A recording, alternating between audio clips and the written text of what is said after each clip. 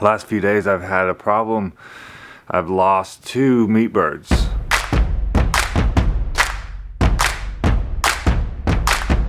First day, went out there and I went to move them, and it felt like one of the wheels was broken or clogged up and it wouldn't move, and finally it broke, and I realized that I'd ran over a chicken. I went back there and the chicken had missing his head and like half his body. Down to 49. But he was inside of the tractor. Looks like he just chewed on him a little bit all night. It's crazy. I didn't really think nothing of it. Wasn't sure what to do yet. Yesterday morning I went out, same thing, but this time the chicken was alive. He had eaten his whole leg, so the chicken just couldn't move, and that's why I ended up running over him. So we're not too far away from butcher time.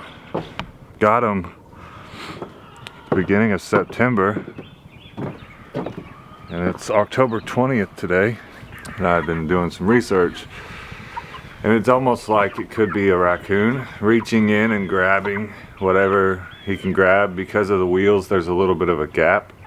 And concern is that little lip right there. They could probably, like a raccoon could reach up, because they like to lay. If you see, they like to like lay up against the edge. And right here, you know, he could reach up and grab a hold of them.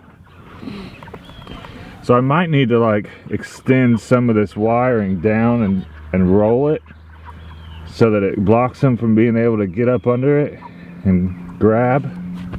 If a leg's there, if a head's there, if a body's there, whatever he can get a hold of, but he's too big to get up under there with them, is what I'm thinking. Where a weasel might be able to smush himself on in there. So we're about to go out and investigate day 3, see if we lost any.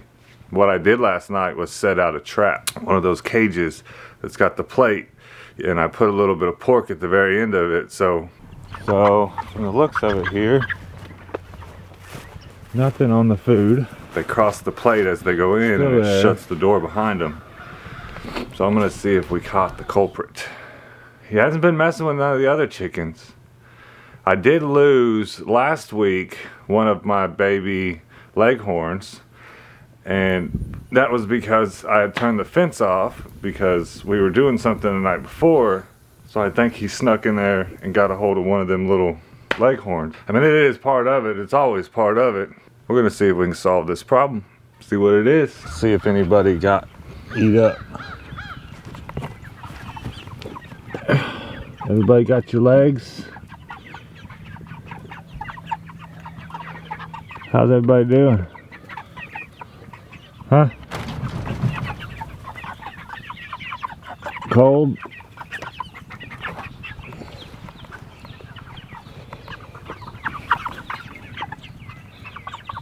Everybody good? It looks like they're okay. I moved these guys again. Put them over here. They're doing an amazing job. I don't know if you guys follow like Justin Rhodes and Joel Salatin and them, and they talk about permaculture and all that stuff. Like that's, I've actually been trying to implement that stuff with all of this. Chicken tractors, moving my laying hens. And I mean, if you've seen that area over there before I moved them on it, they just tilled it up, mowed it down, cleaned it up. They loved it, I loved it. They fertilized it, and now I've moved them over to this corner, and look what they've done. They're all ready to move again. We have another broody hen, y'all. We're gonna have some more babies. Look at her, listen. Hi, mama. What is it? What is it? How you doing? I gotta get out here and get these eggs. 1, 2, 3, 4, 5, 6, 7, 8, 9, 10. Hello. How are you? How are you?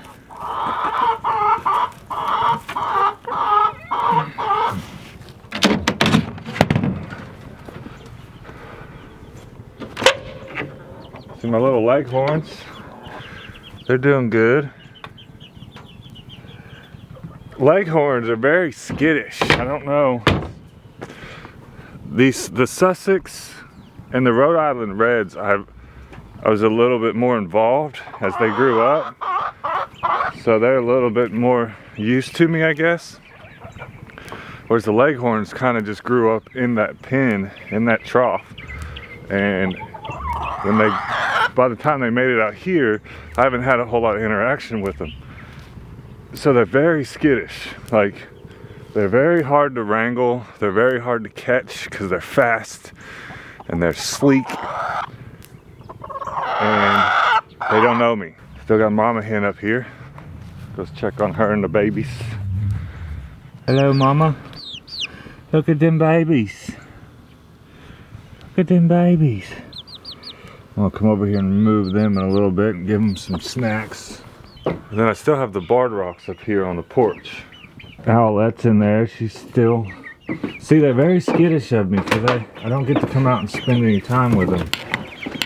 I don't like I should. There's Owlette. See her?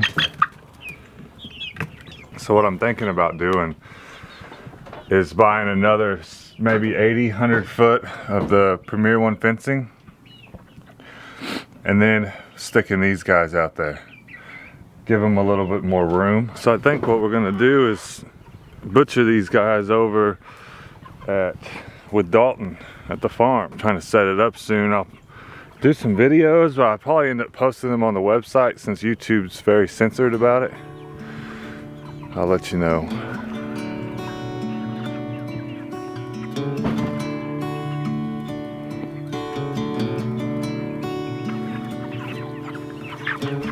Someone asked the other day in the comments if I smush their toes when I move them, and typically you kind of just lift, you bounce it, you let them know, hey, we're about to move, and then you inch about 6 inches to 1.5 feet at a time, and they usually get the message.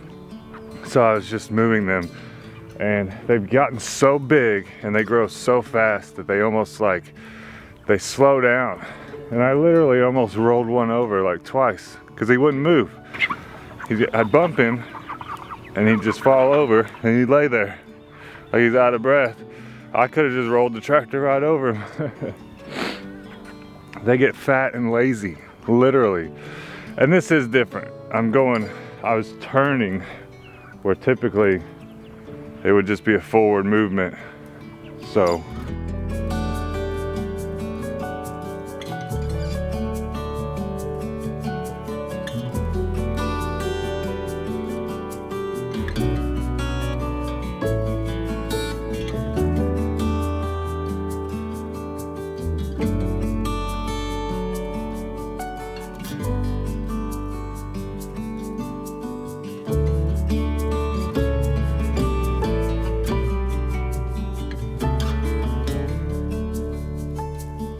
I haven't figured out what I'm gonna do with old broody hen. It's funny, it's like these other laying hens don't want her to be broody. They go in there and beat her up and pull her off the eggs.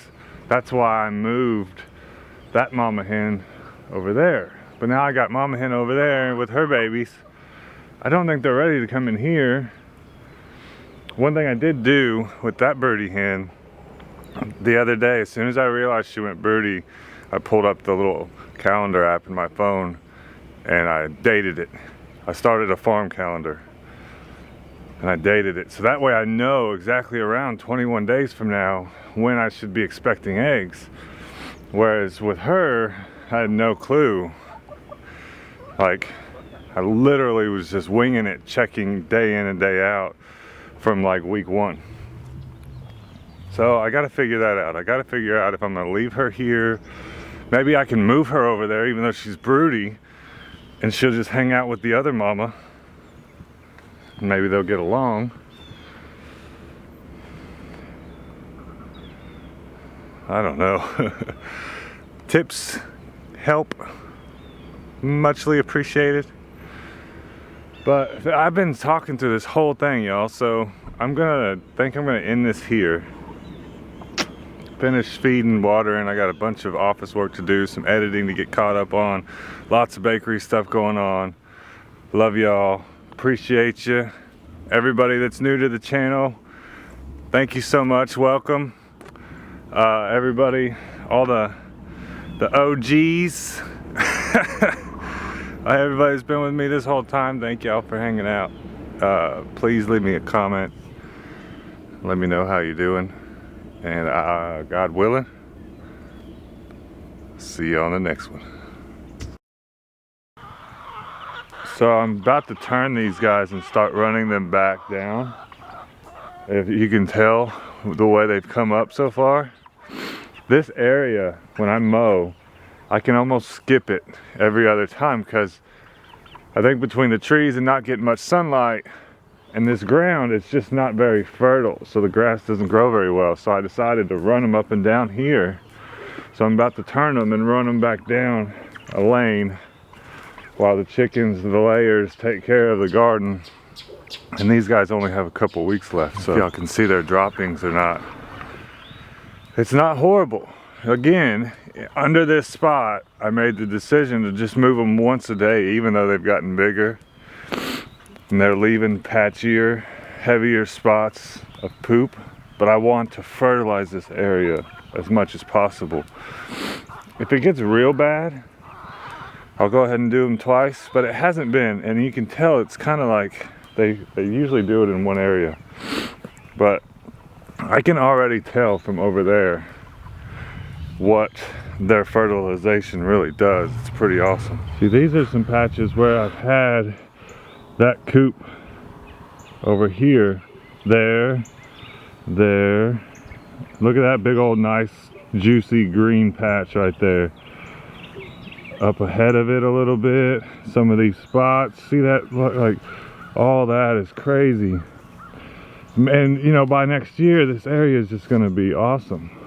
It's just gonna grow back full. Now I did take a little bit of Justin's advice, and I threw down a little bit of seed, mostly because I was concerned it was having a hard time coming back. It's very pretty out this morning.